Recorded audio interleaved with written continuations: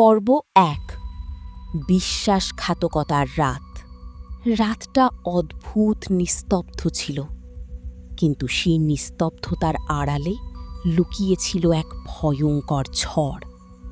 বাবা, এই কাগজগুলোতে সই করে দাও।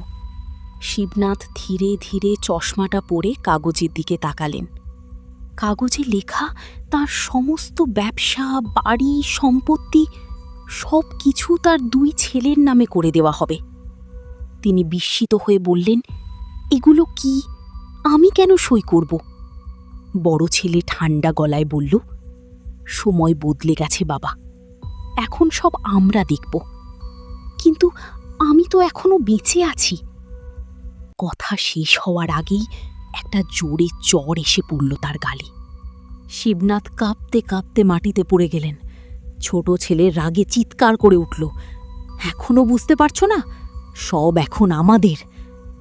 তারপর শুরু হলো নির্মম মারধর। নিজের ছেলেদের হাতে এমন আঘাত যা কোনো বাবার প্রাপ্য নয়। রক্ত ঝরছিল, কিন্তু তার থেকেও বেশি ব্যথা দিচ্ছিল নিজের সন্তানদের চোখে সেই নিষ্ঠুরতা। অবশেষে হাত কাঁপতে কাঁপতে শিবনাথ কাগজে সই করে দিলেন। কিছুক্ষণ পর শিবনাথের পাশেই রাখা ছিল একটি পুরনো ল্যাপটপ। বড় ছেলে সেটা তুলে নিয়ে তাচ্ছিল্যের হাসি হেসে বলল, এটাও রেখে দিয়েছ এখনো? শিবনাথ আতঙ্কে কাঁপা গলায় বললেন, না, ওটা ফেলো না, ওটা। থাম! ল্যাপটপটা মাটিতে আছড়ে পড়ল। এক মুহূর্তেই সেটার পর্দা চূর্ণ বিচূর্ণ হয়ে গেল। ছোট ছেলে হেসে বলল, এখন তো একেবারে আবর্জনা। তারপর সেটাকে তুলে নিয়ে সোজা ডাস্টবিনে ছুঁড়ে ফেলে দিল। শিবনাথ নিঃশব্দে তাকিয়ে রইলেন, চোখ বেয়ে জল গড়িয়ে পড়ছে।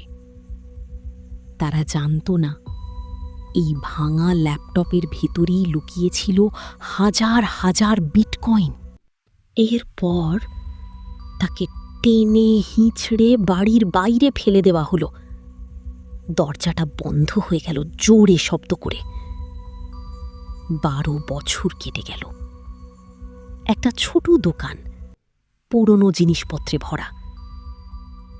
সেখানে দাঁড়িয়ে আছে এক কিশোর, চোখে স্বপ্ন, কিন্তু জীবনে কেউ নেই।